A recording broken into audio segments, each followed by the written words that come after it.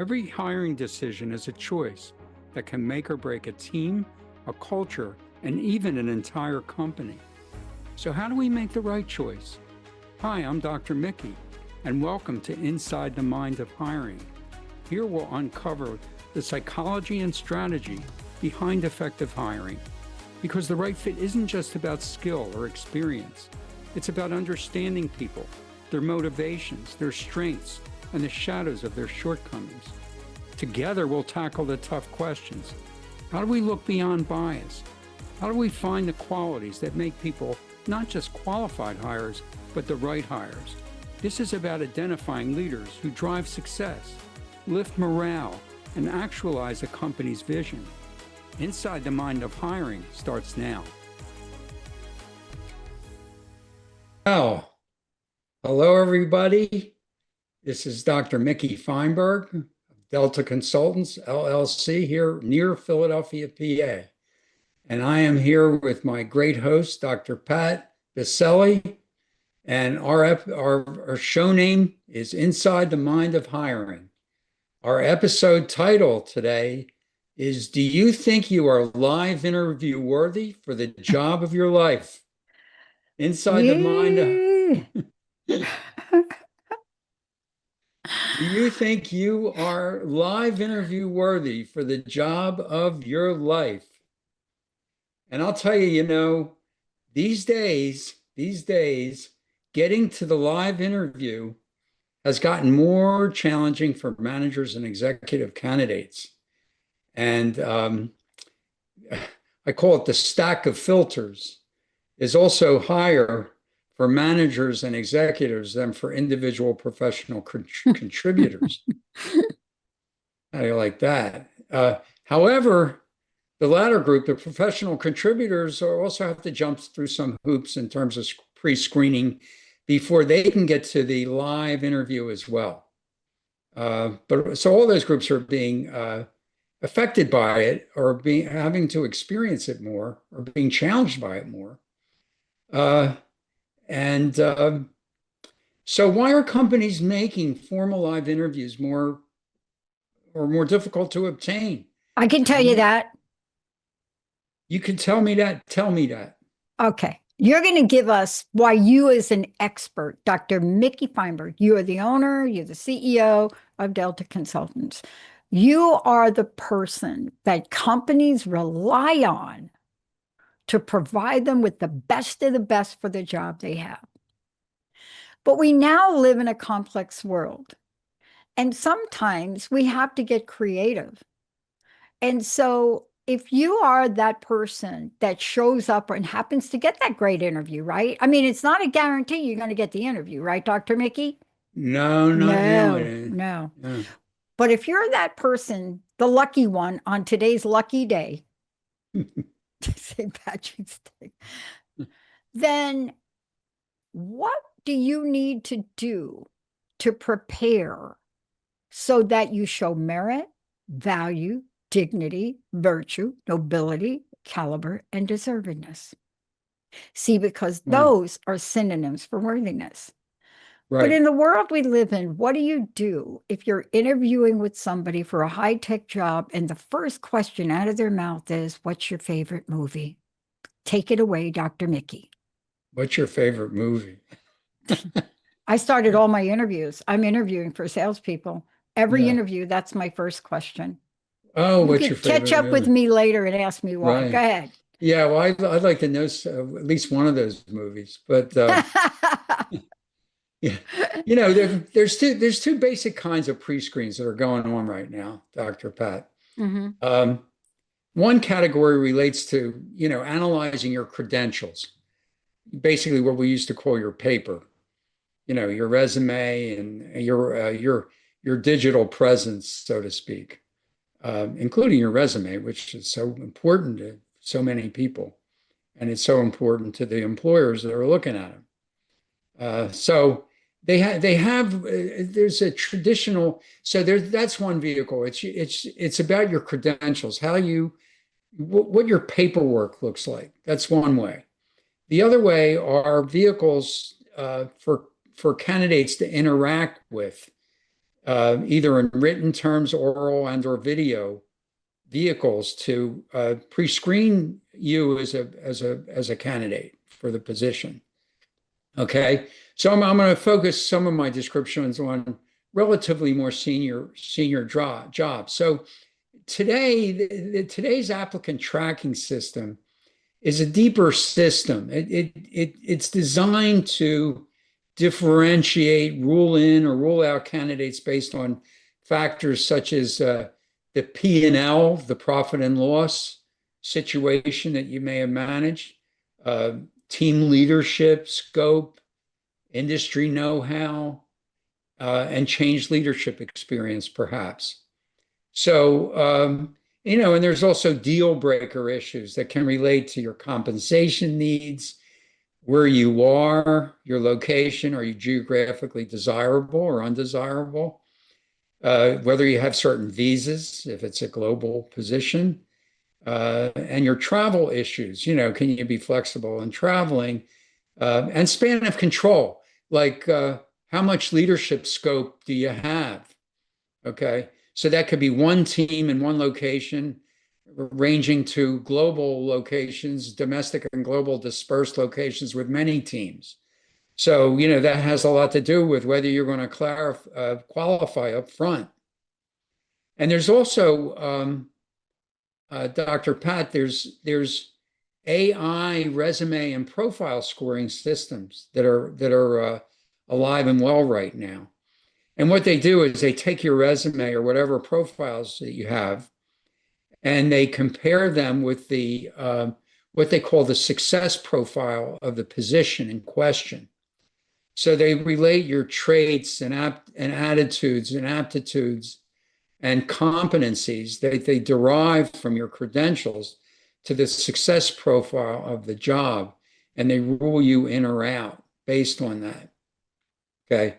So, of course, it's important to emphasize your credentials, in these written vehicles. And one of some of the key things that I would stress is, I'm going to do it over and over again because I think it's important, is end results that you've achieved, measurable accomplishments, of course, that need to go with that.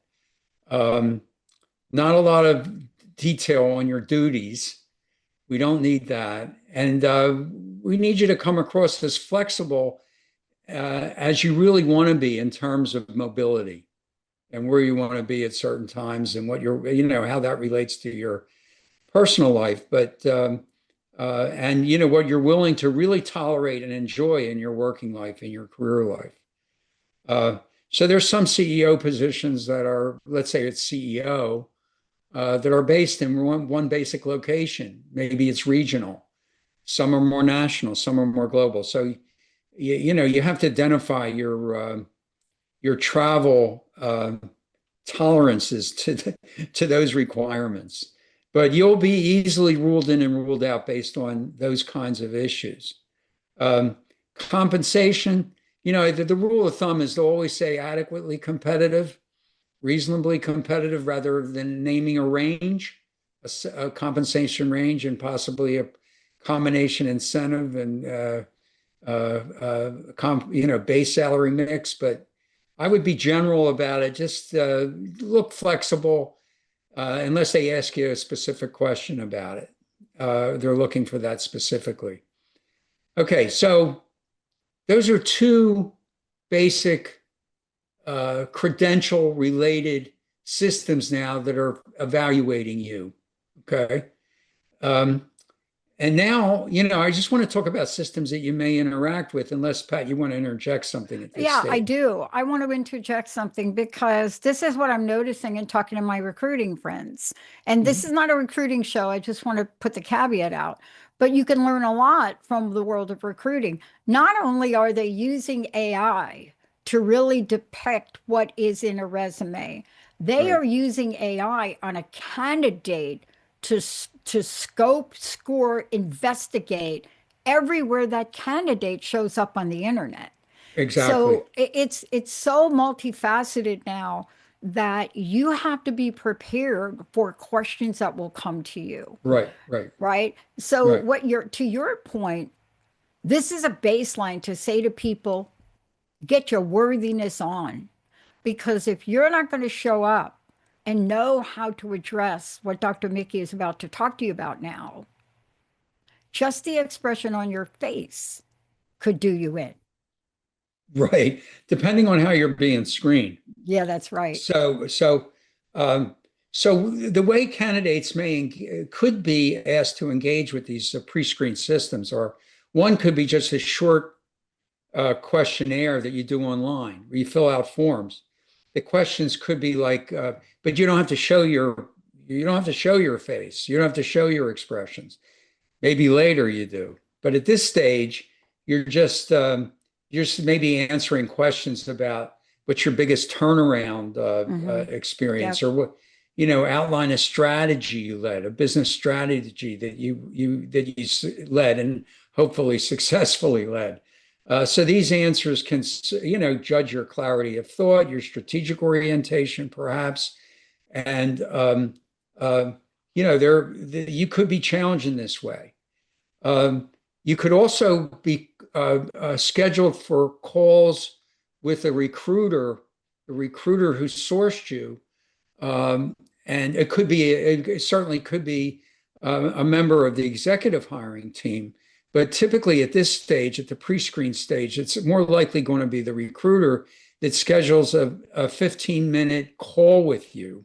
It could range from 15 minutes on the short side to 30 minutes on the long side. And, they're going to verify your resume claims, perhaps your compensation requirements, issues about a little more flavor about your location and travel fit, and cultural alignment. Cultural alignment. Remember I talked about that in a previous episode, how important that is. So it's important to be maybe equipped to understand what that company's culture is all about, and succinctly say why it would be right for you if it is right for you. If it's not, maybe it's a good reason to cancel that portion of the interview up front. I mean, you got to be real about yourself, and usually people at the management and senior levels are more real about themselves and what they want at those stages in their career. But this interview with the recruiter could also comprise key questions like leading leaders, handling conflict, change management, working with diverse stakeholders, and that could morph into a structured video interview where it's one way.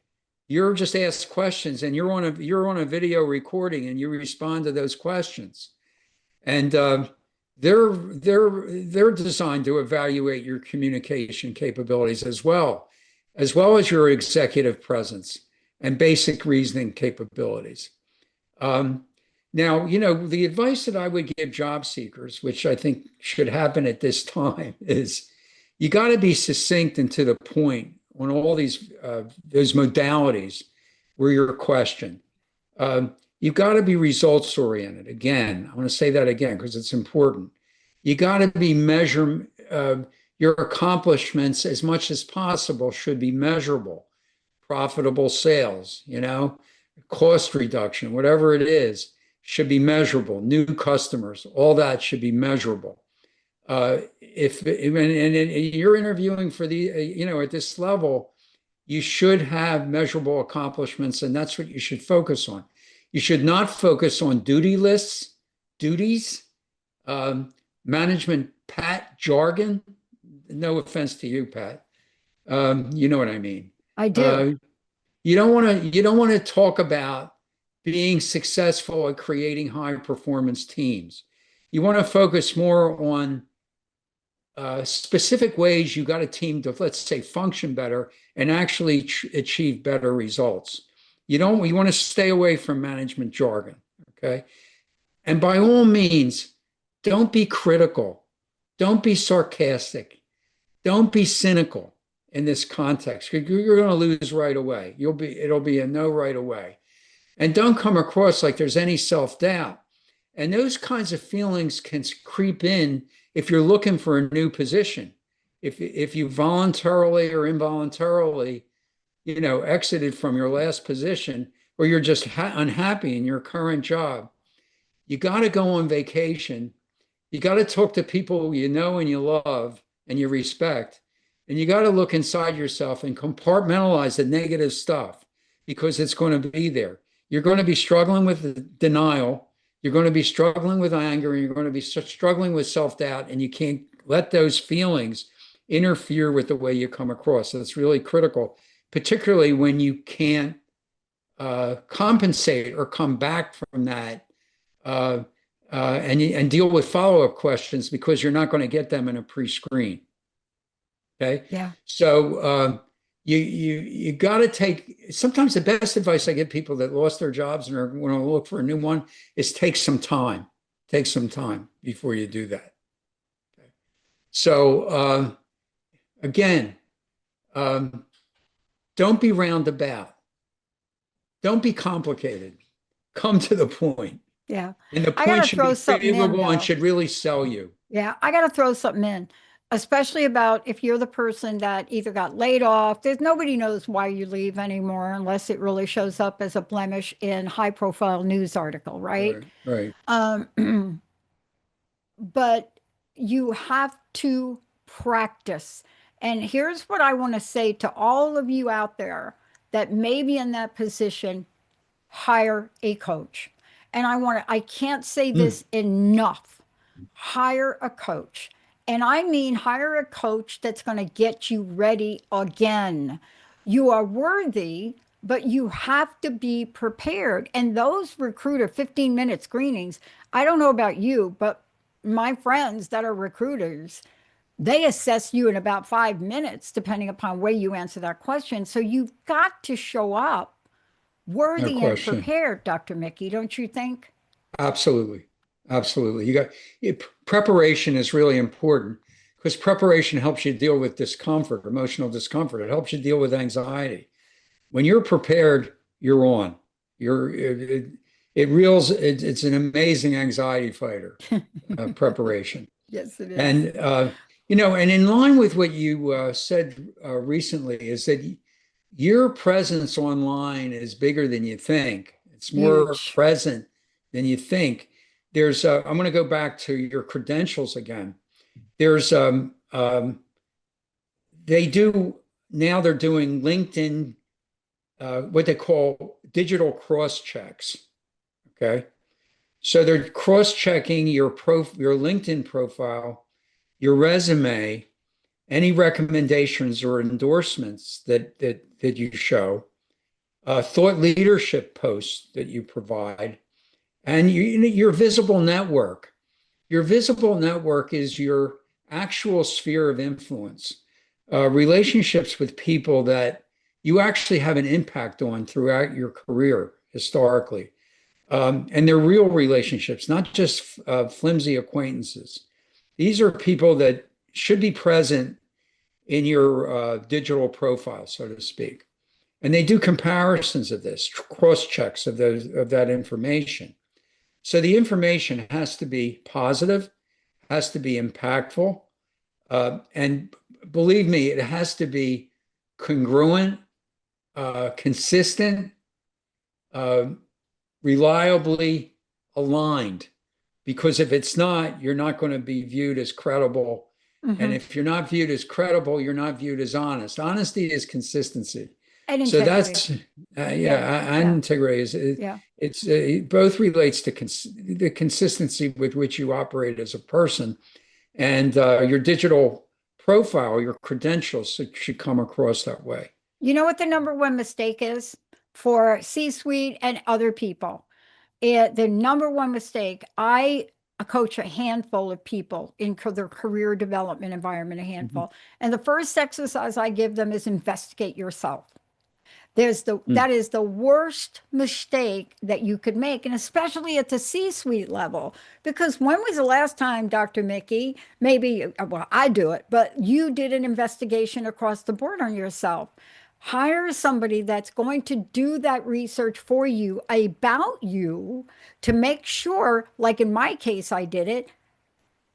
I'm not Missy Pat. I don't have that television show. Certainly, I'm not a person of color. But if you don't carefully research me and cross-reference me, Right, I right. show up as five different people look in five different ways. That is the number one mistake that happens. You don't Hmm. take the time to find out what the world is showing about you. Yeah. Yeah, that's a big 360, isn't it, Dr. Pat, these days? Come on Big now. Major League 360. I got to tell you, I'm scared. I got to do that. I was like frightened up the wall to see what people are saying about me. But can you But imagine being on a C-suite interview and a yeah, team, or even a yeah, recruiter, and the recruiter yeah, says, "When was the last time you looked at how you show up online?" And you say, "I yeah, never did. I never yeah. have." I No, mean, it's important to be what's able your to do. go-to for that? I mean, Yeah. these are simple things that will save people heartache. Right, right. No, it's true. Because if you can modify that or control that, You got to control the narrative. yeah, you really do have to control the narrative because a lot of it's going to be the negative stuff is actually going to be probably over the top or more blatant or unfair than it should be, most of the time. And the last screening te technique they use, they actually give tests online that I give and publish tests online as well as AI-based screening goes on online, and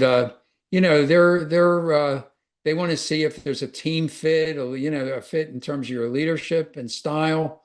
So they'll such issues that they're looking for is whether you're flexible, whether you're more rigid, whether you're a good collaborator, whether you have the traits that indicate that you're more of a poor collaborator, and the integrity factors are coming out in this context, plus other a boatload of other important traits and characteristics.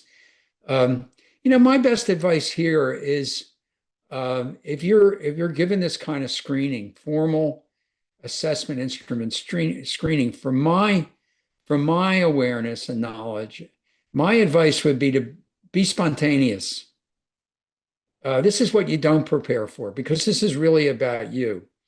If you try to outthink the assessment questions or overthink them, you're going to more likely come across as inconsistent and invalid even.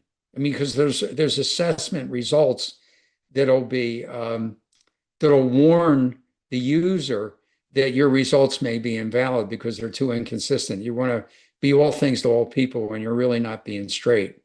So my advice is to be spontaneous. I've done this often enough, and when I caught people in the being less consistent or invalid, I do give them a chance to take the instrument again and say, just be who you are, be spontaneous. And lo and behold, every time it comes back more valid and more aligned with the other assessment results.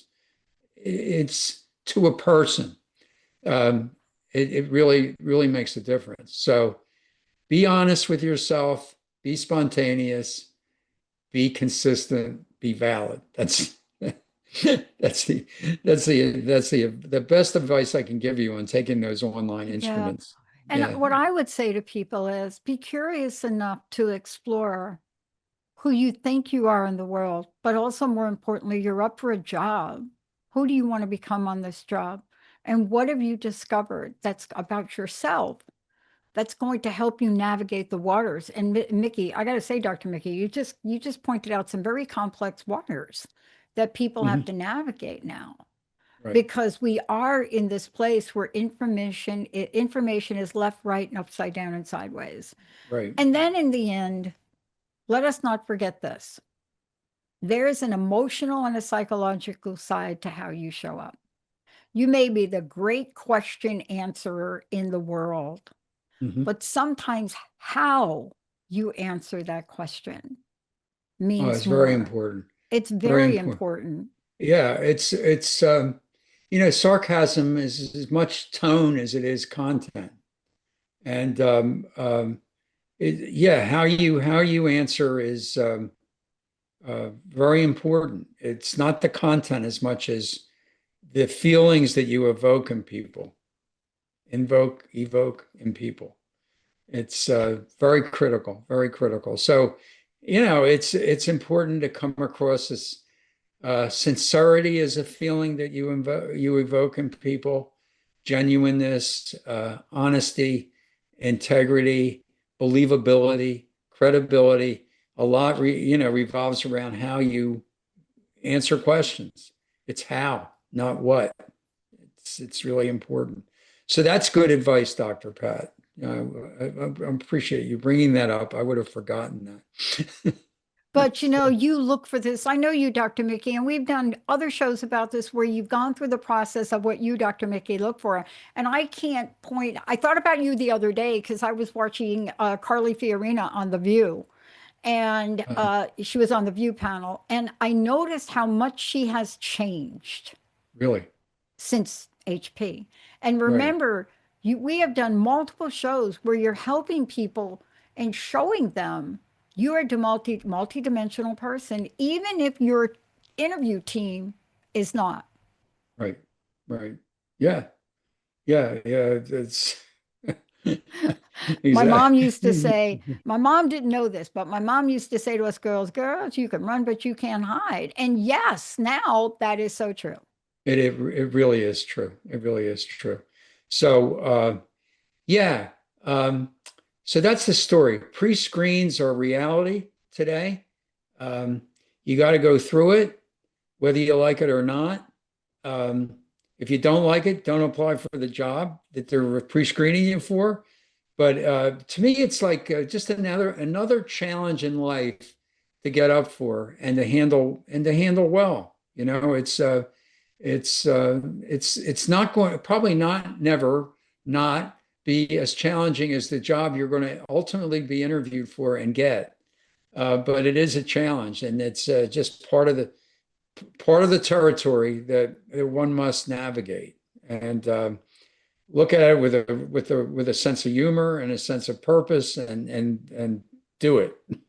That's all I can And say. Dr. Mickey, tell folks how they can find out more about you, especially people that are listening that say, how does my executive team get to work with Dr. Mickey? That's that's great. It's not too hard. I won't pre-screen you too much, but my website is www.deltaconsultant.com. I can be found easily on LinkedIn under Dr. Mickey Fineberg, Fineberg. And you can email me if you dare at Mickey, Mickey, at deltaconsultants.com. I love it, Dr. Thank Mickey. you. Thank you for really bringing this up. I mean, I'm thinking about a show we're going to do in the future where we actually show pre-screening what it looks like and really talk to people to say, I know sometimes if you've lost your job, it's hard for you to face yourself, but you have to face yourself, but face yourself being worthy. Exactly. I'm worthy. I, Important. It's an important self-message. It really is. I'm going to be playing ping pong tonight, so I better show up as worthy. Thank you All all right. for thank you all for I tuning us I in. I picture you as that 60-year-old Japanese woman that is absolutely fierce that they put in commercials. I haven't seen these Yeah. commercials. See, my She's a age has got a benefit to me because they think I can't play. All right, yeah, for those of you out yeah, there, and again, do not judge people by age because you will be surprised, folks. We'll see yeah. you next time. Take care, Pat. Thank you. You have been listening to Inside the Mind of Hiring with me, Dr. Mickey Feinberg. Tune in the first and third Tuesday at 11 on Transformation Talk Radio to discover the psychology of making successful hiring decisions. In each episode, hiring managers and HR pros will learn how to leverage assessments and other key screening sources and avoid common pitfalls. Job seekers will gain insight into successfully presenting themselves. For more information on assessing people for mission-critical jobs and on career assessment and coaching, visit deltaconsultants.com and my LinkedIn profile. If you'd like to write me personally, it's Mickey, Mickey, at deltaconsultants.com.